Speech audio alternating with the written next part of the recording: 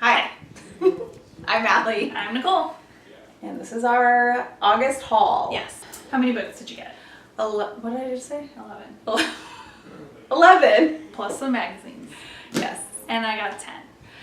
Plus the magazines, but I forgot to bring mine, so.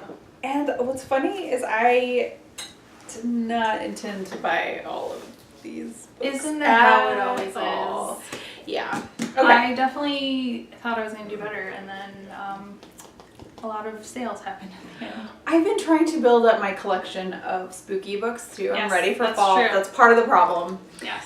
So, okay. Begin. All right. So the first one we both bought is Sarah J. Maas's Catwoman Soul Stealer. It's Sarah J. Maas. She's writing a Catwoman novel. And it's signed. Yeah, it's signed. So, I mean, What else is there to say? I feel like the good thing about these books is like, it's a Catwoman book. You know who Catwoman is. I have no idea what happens in her Catwoman book. I'm going to find out. Exactly. All right. Do you want me to go next? Or? Yeah. Okay. So I actually, same order that I picked up Catwoman, because I got that from Barnes & Noble, is I picked up this copy of Jane Eyre by Charlotte Bronte. So pretty. Bronte? Is that how you say your last name? Yeah. Bronte. I picked it up because I have never actually read Jane Eyre, but I have a lot of retellings that I want to read, and I figure like maybe I should actually read the actual book first. That's a great kind of creepy fall. It has a lot of like, nice. I don't know if it would be considered like a gothic book, but that's what it feels like to me. I don't know. Yeah, I do like these covers. Yeah, This is super cute Barnes & cover. Noble. Nice. $5. Yeah. Very cool. All right, awesome. All right, my next book is Echo Sister by local author Paul Mosier. This is a story told from the point of view of a girl whose sister has cancer. Paul Mosier's daughter had a rare form of cancer called, it was a type of sarcoma, I don't remember exactly which one. She recently passed away, which was super sad. I'm really excited to read this book. My cousin sister, is what I always say because she's my cousin but we're really close, has a type of sarcoma as well, and it's just a horrible disease. And I have found that books about cancer tend to, if they're written well, tend to kind of just, I don't know, help you feel less alone and feel like understood in what it's like to love someone who has such a horrible disease. So I'm looking forward to reading this, and it's gotten a lot of star reviews and stuff. And I really want to pick that up. I just didn't get up to changing hands this year. So. And it is signed as well, which I could have gotten it signed at some point, I'm sure, because like I said, he's local and he does quite a few events here, which is cool. So my next 4 books are, oh, that's not 4, that's, okay, my next 4 books are from Thrift Books. I did a small haul from them. I actually forgot to bring one of them, but whatever. We'll start with the first one that I got was kind of the reason I made the haul, was the 7 Principles for Making Marriage Work by John M. Gottman, PhD, and Nan Silver. It's a practical guide from the country's foremost relationship expert. I bought it not because I am having issues in my marriage, but more of sometimes I feel like you don't have to wait until something's like broken to, I'm not to say fix it, but just like kind of like reflect on like how you're doing in a relationship and stuff like that. So yeah, I just wanted to kind of pick this up, and I don't know. Yeah. I think relationships take work, whether they're romantic or not. Like if you are friends with someone for a really long time, it usually takes, you know, like you have your ups and downs, and same thing in a marriage, and especially if you live with them, like it's a lot of work. Not and I think that's just the fact of the matter, so I think that's cool. Yeah, I've wanted to read that, and it has pretty good reviews from what I've seen, so I just have to get around to reading it. Cool. All right, so my next one, you know what, I'll do my nonfiction book so we can be like on the same page here. Okay, so my next one is The Power of Now by Eckhart Tolle. I've heard people say Eckhart Tolle and Eckhart Tolle, and when I looked it up, the phonetic letter, sorry, this is me being a dork, they gave didn't make sense to me, so I would really love to know how you actually say it. But anyway, it's, I think, you know, about living in the present moment from what I understand. So, yeah, I'm excited to read it. I've heard a lot of good things about him from just like everybody. You know, Oprah's quoted on the back, so She's pretty cool. My next book is Royal Affairs, a lusty romp through the extramarital adventures that rocked the British monarchy by Leslie Carroll. Oh, that's entertaining. I picked this up because I started reading a book that's set in England, and it was talking about how it was set around the time of like King George III, who I believe was the Mad King.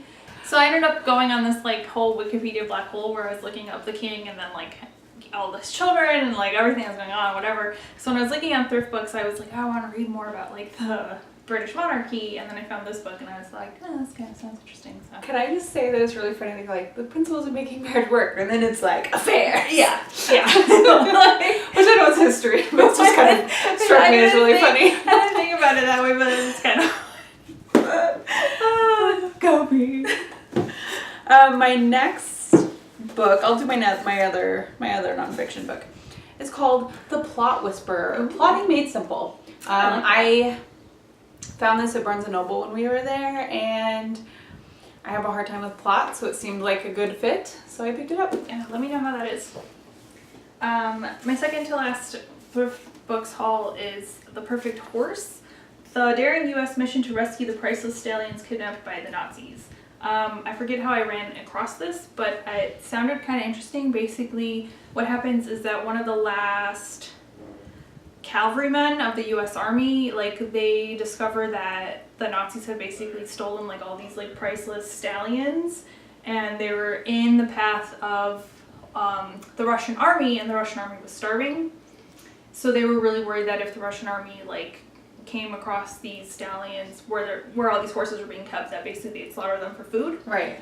So they basically go on this mission to go and like rescue these horses before they are lost forever to history or whatever. So I thought it sounded kind of cool, and that's why I picked it up.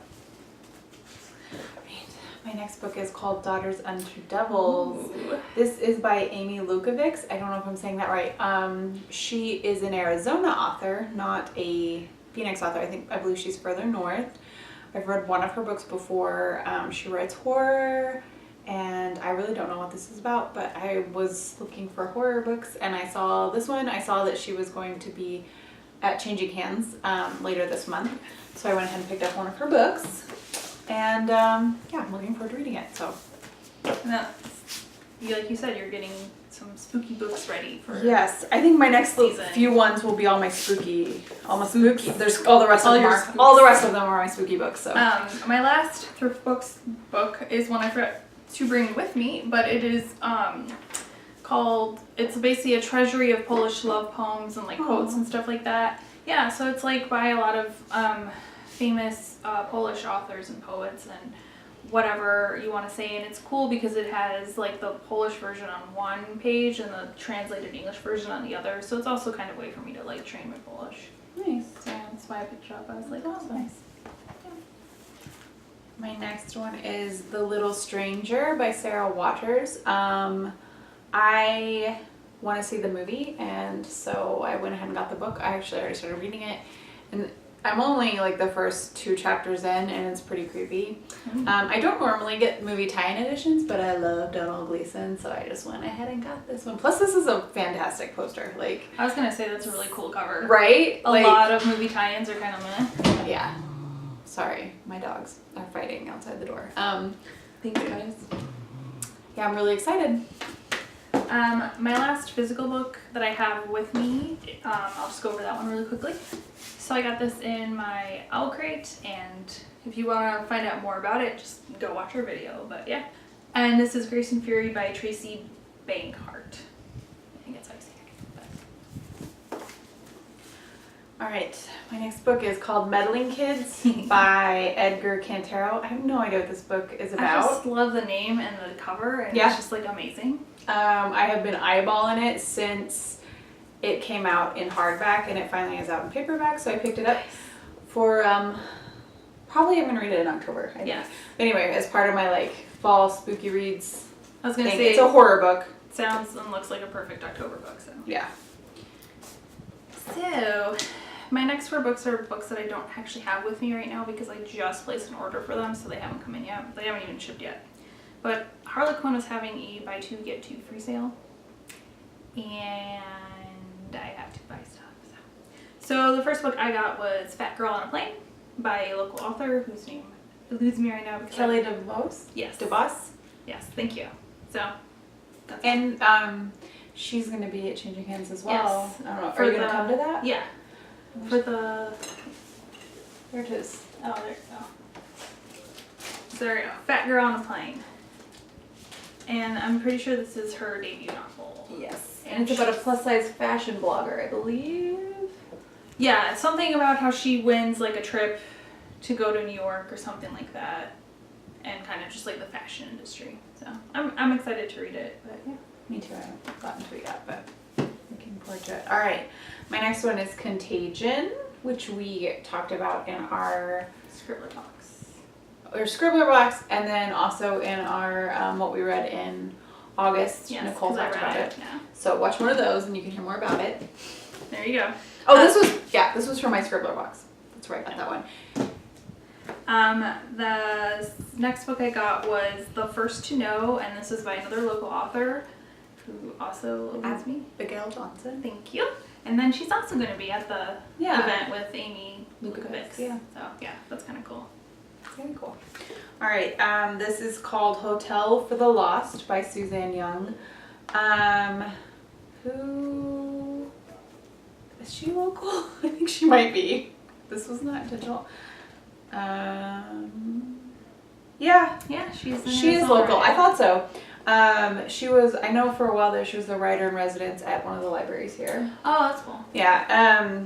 Anyway, the blurb from the bookseller said it was spooky, and they don't normally like spooky books, but they couldn't put this one down. I do like spooky books, so I was like, okay. I mean, And- this looks really cool, just like the cover. Yeah. Oh, man. I have no idea what it's about. It looks good. It said it was creepy, and I was like, done. Sold. Yeah. Plus, it was $10. So. Yeah. Previously titled Hotel Ruby. Interesting. Anyway, excited to read it. So my next book is actually the last book that you're holding in your lap, so just hold it We up. both got this. Toil and Trouble. 15 Tales of Women in Witchcraft. Yeah. Which, obviously. What more can you say about that? Yep. It's a Sounds collection good. of short stories by a bunch of different authors. Yeah, and I'm planning on reading that one in October. So Same. Yeah. And then my last book is called Tiffany Sly Lives Here Now. As I understand it, it's about a girl who her mother has passed away and she's gone to live with her father that she's never really met before or has really lived with, and I think it's like a kind of dealing with her being in a different place and kind of dealing with her whole world kind of changing, because it sounds like he has more rules and all this stuff, but then there's something about how some other man is claiming to actually be her father, and so it sounds like it says something about finding about family isn't who you're just related to and stuff like that. I don't know, it just sounded like a really good book. So from what you just described, it sounds like it'll go really well with The First to Know, which is also a family Yes. drama. Yeah, so I forgot to say what The First to Know is about, but I feel like that one is about a girl who is the first person in her family to find out that she actually has a half brother that no one knows about, and her dealing with that or something. Yeah, if I remember correctly, it's been a little bit since I read it. For her father's birthday, she does a DNA test, And that's on how him. she finds the Because he was half-brother. adopted, I think. So Yeah. she's trying to find him some family, and she ends up finding a half brother of hers. It causes a lot of issues, obviously. It's a really good book. Yeah. Okay. Yeah. So, but yeah, it's funny because I have two books kind of in the same. Yeah. So I'll probably read those together. Yeah. Cool. All right. So my last one are 3 magazines. Here we have Writer's Digest magazine, which I'm sure you guys know what Writer's Digest is. And then this one is Poets and Writers. I actually have a subscription to this. It was a gift from my friend Gretchen so I get this one every month. And I'm gonna just do the last one. I'll talk about all of them. And then this one's called Writer's Workbook. They're basically all writing and craft magazines. This one is a little bit different in that it has actual places for you to sit down and write, and it has writing. Yeah. And I grabbed that one as well. Yeah. That one. But yeah, it has like writing exercises in it. Yes, thank you. That's Yes. the word I was looking for. Poets and Writers has a lot of information about writer retreats around the country. It always has a lot of like insider information, like a day in the life of the book editor. It always has a bunch of stuff about different MFAs, if that's something you're interested in.